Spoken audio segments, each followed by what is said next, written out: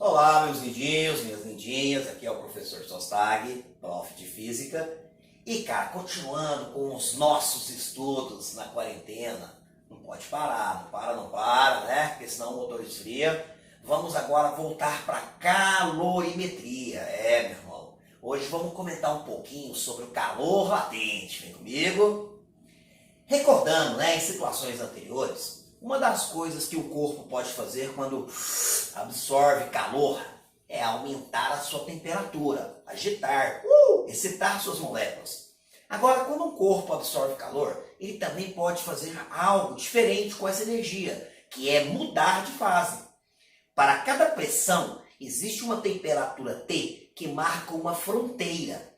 Acima dessa temperatura, dependendo do valor de pressão, o corpo muda de fase, passa de um estado para o outro. E vamos combinar agora que o calor latente é o calor necessário para fazer com que uma unidade de massa de uma determinada substância mude de fase quando se encontre na temperatura e pressão de fronteira. Você entendeu o que é o calor latente? Então repete comigo, hein? Calor latente é o calor necessário para fazer com que uma unidade de massa de um determinado corpo mude de fase. Cara, aqui vamos dar um exemplo simples. Cara, eu estou fornecendo, 160 calorias para esse bloquinho de gelo. Ele já se encontra em 0 graus, que para a pressão de 1 atm já é a temperatura em que o gelo vai derreter. Vai rolar a fusão, passagem do estado sólido para o líquido. Meu amigo, então se você entender o que é o calor latente, fica fácil. Com 160 calorias eu consegui derreter 2 gramas de gelo. E se eu quisesse derreter só uma? A conta é o quê? Uma divisão ou uma divisão? Pegou, hein, pai? É uma divisão. Eu vou pegar 160, vou dividir por 2. 16 por 2 é 8, com 0. Eu tenho 80 calorias barra grama. O que isso aqui está te dizendo? Que quando o gelo para pressão de 1 atm atinge 0 graus, cada 80 calorias que ele absorve faz 1 grama do gelo passar do estado sólido para o líquido, derreter. Isso é o seu calor latente de fusão. Cada substância química vai ter um calor latente de fusão diferente. É muito fácil. Nós vamos ao laboratório, derretemos vários materiais e observamos o calor necessário para que, no caso, cada grama dele mude de fase. Se eu continuasse esquentando, aquecendo esse corpo para a pressão de 1 atm, quando ele atingisse a temperatura de 100 graus Celsius, novamente a temperatura ia ficar quietinha, ela ia parar de aumentar. E essa água começaria a passar do estado líquido para o gasoso. Eu estou fornecendo 1080 calorias, estou mudando de fase 2 gramas de água. Se eu dei 1080 e conseguir transformar 2 gramas de água em vapor, quanto que eu precisaria para transformar só uma? A conta é uma divisão.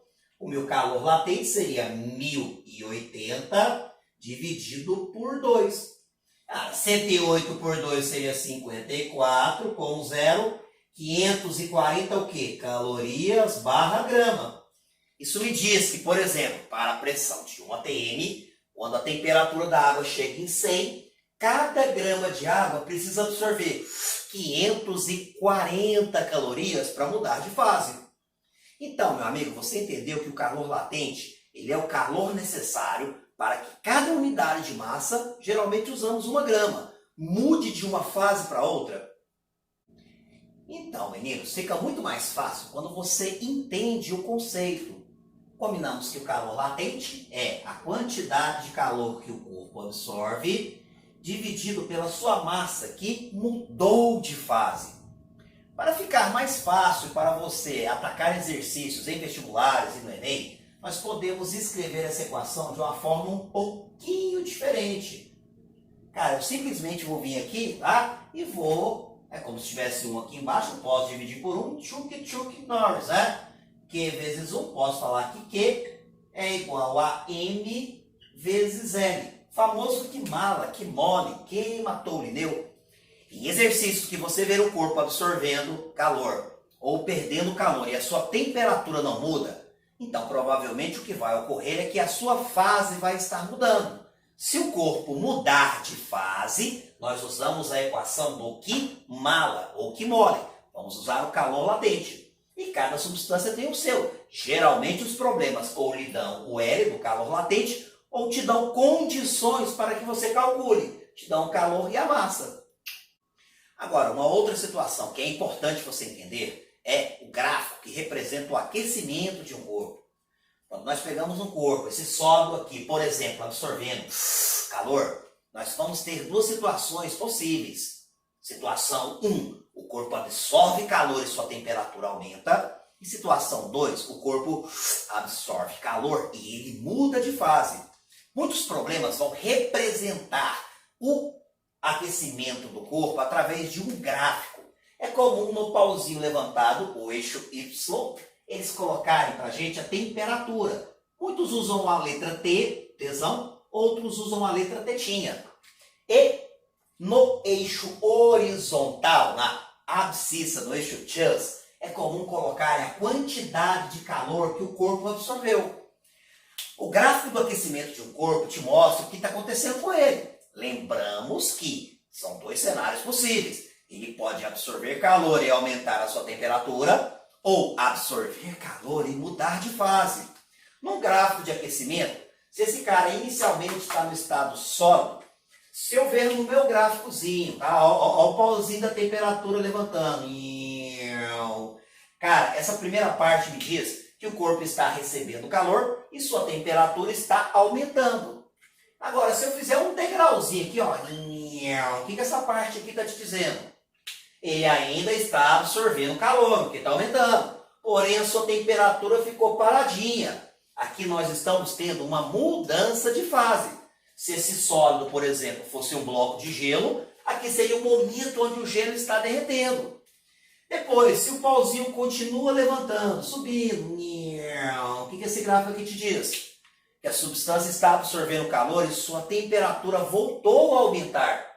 Agora, se eu coloco um outro degrauzinho aqui, essa parte está dizendo para ti que embora o corpo esteja recebendo calor, a sua temperatura ficou paradinha. Agora, se eu continuo com o pauzinho levantando, aqui isso te diz no gráfico que a temperatura dele voltou a aumentar. Ele absorveu calor e sua temperatura começou a variar.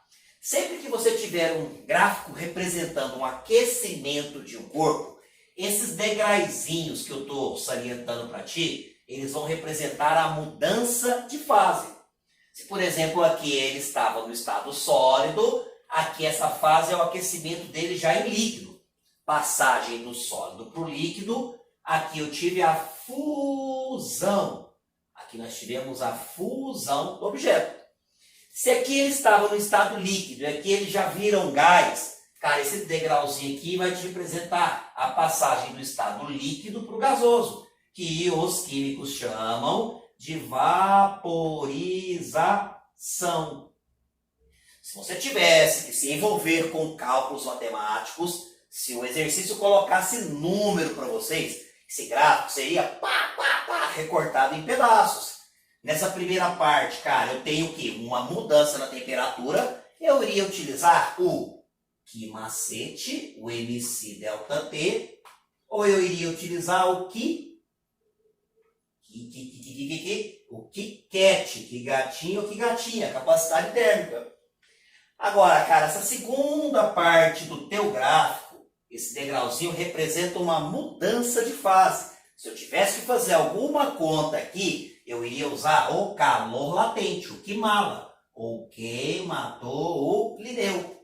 Enfim, em curvas, ou entre aspas, em gráfico de aquecimento, se você for trabalhar na parte onde a temperatura varia, vá no Q macete, se ele te der o calor específico, ou no Q cat, se ele te der a capacidade térmica. Se você for trabalhar nos degraizinhos onde há mudança de fase, você vai usar o que mala. Então, meus lindinhos, calorimetria é um assunto que cai muito em Enem, cai muito em diversos vestibulares e é importante que você treine, estude e resolva a maior quantidade possível de exercícios. Tamo junto!